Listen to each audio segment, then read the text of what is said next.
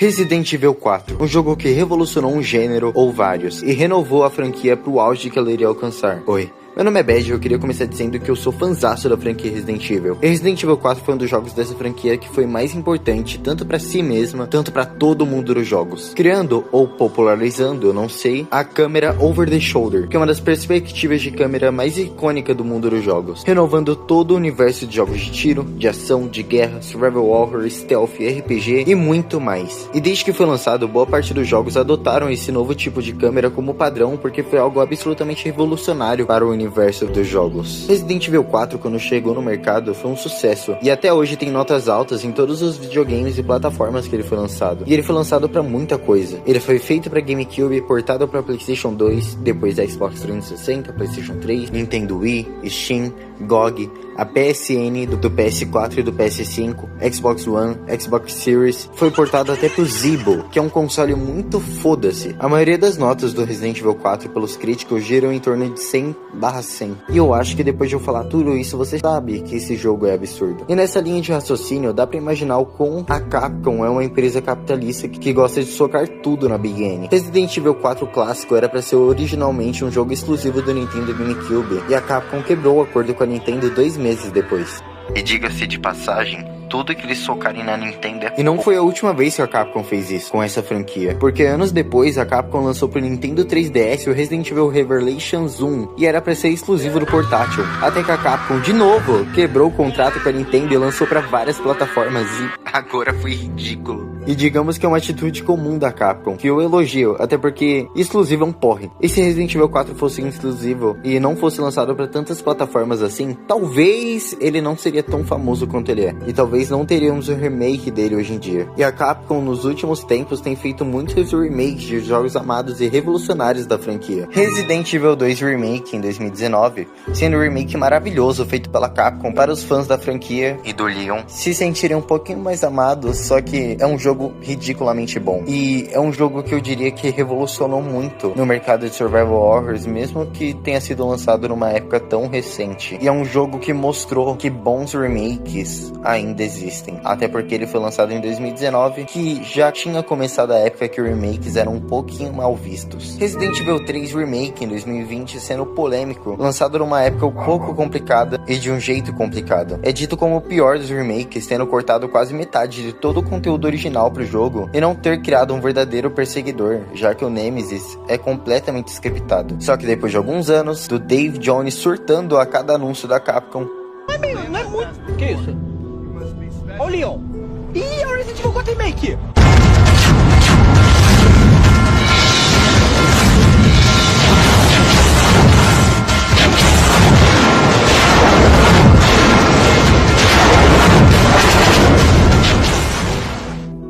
Finalmente, em 2023, foi lançado Resident Evil 4 Remake, o remake de um dos jogos mais amados da franquia, e o remake fez jus ao que o original fazia, sendo dito por muitos como o melhor remake já feito na história dos videogames. E é realmente um jogo incrível, só que ele não é o foco do vídeo de hoje. Hoje o foco é pro original, um dos melhores jogos já feitos, aquele que deu origem à gameplay de Resident Evil 5, o Resident Evil 4 clássico. O jogo começa com o Leon sendo levado por policiais até a área designada da missão, e o Leon é relembrado do seu objetivo, que é salvar a filha do presidente que foi sequestrada. Entra no local, Leon entra numa casa e é atacado pelo morador, e logo temos o primeiro combate do jogo. E agora já vem uma informação importante. Diferente dos Resident Evil clássicos da franquia, sendo R3, R1, R2, Code Veronica, etc., Resident Evil 4 introduz os ganados, uma forma diferente de zumbis que são mais inteligentes, mais fortes e falam espanhol. São habitantes da vila que foram dominados pelos Las Plagas e são controlados pela seita dos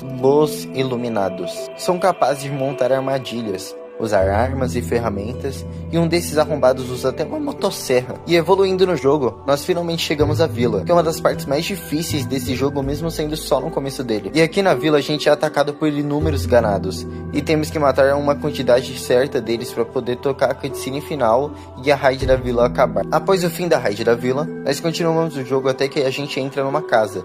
Matamos uns ganados e após analisar um armário, nós achamos o melhor NPC do jogo, que é o Louis, que diz pro Leon que a Ashley provavelmente está na igreja. E depois da gente ter a esquiva mais estilosa dos videogames em cutscene, nós levantamos e seguimos o jogo e nos deparamos agora com um NPC carismático demais, que é o mercador. E nele nós vamos comprar, vender e evoluir nossos equipamentos. E ele nos acompanha ao longo de toda a nossa jornada, aparecendo em vários lugares ao redor do jogo, primeiro que o Leon, por sinal, e nos salva de muitas situações estressantes, onde a gente tá com pouco recurso.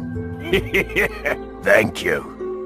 Nessa próxima área, a gente vai ter mais uma raid cheia de ganados pra gente derrotar e pegar duas partes de um emblema pra abrir a porta e liberar a próxima área. Seguindo o caminho e matando mais alguns ganados, nós estamos no caminho de volta pra vila. Esse vai ser o primeiro backtracking do jogo. Fazemos o puzzle da porta e entramos na casa de Pintores Mendes, um dos infectados mais fortes desse jogo e extremamente importante pra história, sendo o boss da vila. E quando vemos ele dá um pau na gente e quase nos mata, mas a Ada salva o Leon com vários tiros e peripécias e logo a gente volta pro jogo e seguimos de volta pra vila. Avançando ainda mais no jogo, chegamos no cemitério / jardim da igreja e fazemos um puzzlezinho do lado só pra pegar um tesouro. Só que a gente simplesmente não consegue entrar na igreja, pois a Ada, quando nos salvou, roubou a chave de nós. Filha de uma...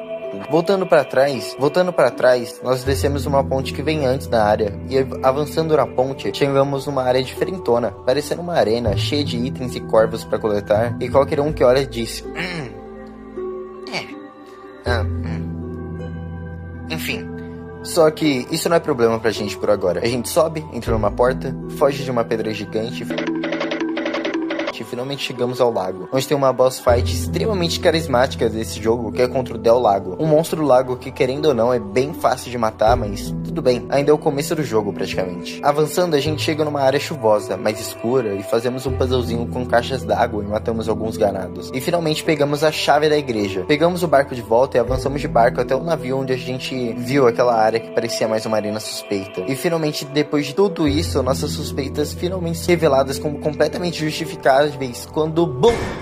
O próximo boss do jogo bem aqui, o El Gigante, um monstro gigantesco e com força esmagadora e assustadora. Ele é um boss simples e bem carismático, mas não tem grandes mecânicas. A maior dificuldade dele no jogo vem do dano absurdo dele, mas só de você spamar tiro, você consegue liberar a plaga dele para dar alguns tiros, e tem um Quick Time Event que tira muito dano, e depois de fazer isso algumas vezes, a gente finalmente consegue matar o El Gigante. E assim nós voltamos para a ponte e vemos logo a igreja, que é o nosso objetivo principal aqui na vila. E depois de fazer um puzzle de luzes aqui na igreja, finalmente salvamos a Ashley, que de começo estava assustada e tenta bater no Leon, mas quando ele diz que ele veio a mandado do presidente, a Ashley já fica toda assanhada pra cima dele. Engraçado, né, Ashley? E logo contactam o Leon, entregando a posição de extração, já que ele cumpriu sua missão e agora nos planos, ele e a Ashley iriam ser buscados de helicóptero pra ir pra casa. Porém é lógico que o jogo não ia acabar aqui, porra. Chegando no local de extração, o helicóptero é derrubado e o Leon e a Ashley têm que se esconder dentro da cabana. E lá está Louis, com uma Red 9, e essa vai ser a terceira raid de ganados que a gente vai ter no jogo. Que essa aqui é bem difícil. A maioria dos jogadores de primeira viagem que não se prepararam o suficiente para a cabana, ou morreram muitas vezes, ou passaram sem recursos nenhum no final. Mas mesmo sendo uma parte extremamente difícil, é extremamente recompensadora. E é extremamente divertida de se jogar. E essa e outras partes do jogo mostram que ele não é só um filme de ação, e ele realmente tem o seu lado de horror. Eu, quando joguei essa parte pela primeira vez, eu fiquei assustado, vendo todos aqueles ganados no escuro com os olhos brilhando. Toda a tensão criada na cena é realmente algo que a gente não vê muito por aí nos videogames. Temos duas rotas diferentes para seguir, sendo uma rota de ganados normais e de ganados com motosserra, e a outra o segundo é o gigante do jogo, que eu não tenho muito para analisar exatamente aqui, então vamos pular para a próxima parte. Depois disso a gente tem a parte do bondinho, que não é muito interessante no geral, e fora que é fudidamente fácil levar uma machadada, né, na cara nessa fase. E algo interessante que eu posso dizer é que a Ashley vibra de emoção atrás do Leon toda vez que ele acerta alguém